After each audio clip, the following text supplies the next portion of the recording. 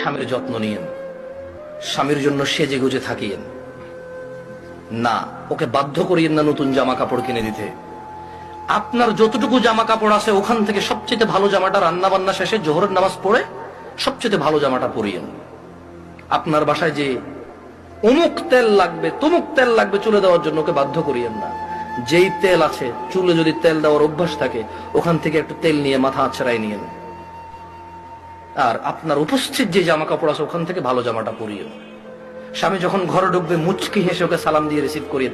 ও যদি সালাম দিয়ে ঢোকার জ্ঞান রাখে, যোগ্যতা রাখে, অতটুকু ইবাদত করার যদি ওর মন মানসিকতা থাকে তো থাকলো, আর নাহলে আপনি ওকে রিসিভ করেন হাসি মুখে।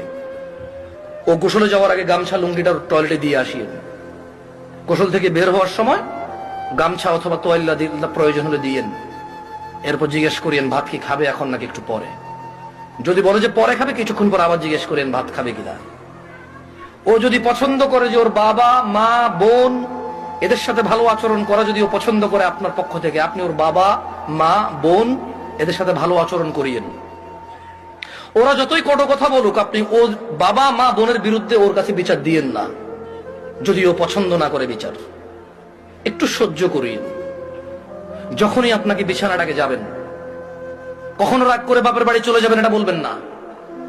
ও যদি আপনাকে বলে এবার তো অনেকদিন হচ্ছে যাও না, 2 একদিন ঘুরে আসো, সমস্যা নেই, তোমার বাবা মাও তো তোমাকে দেখে না অনেকদিন।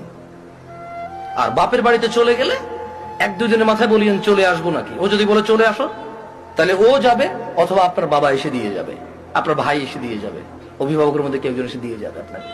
এটা আপনি খেয়াল রাখবেন। যদিও আপনার প্রতি রাগ করে, আপনি উল্টা রাগ করিয়েন না। আপনি একটু ইতস্ত হয়ে একটু নার্ভাস ফিল করিয়েন। আধা ঘন্টার মধ্যে যদি ও সরি না বলে, আপনি সরি বলে আবার ওর সাথে মিলিত হয়ে যান।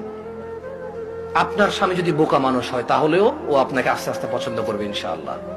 আর যেই স্বামী ভালো, সেই স্বামী সবসময় চিন্তা করে আমার বউটা যদি একটু কটু কথাও বলে, ও যদি একটু কর্কশ হয়, ও কোনো পুরুষের সাথে কথা বলে না, চরিত্র নষ্ট করে না, এমন মহিলা রেখে দেওয়া যায়, ওকে পোষা উচিত, যত্ন করা উচিত। এটা হচ্ছে বুদ্ধিমান স্বামী।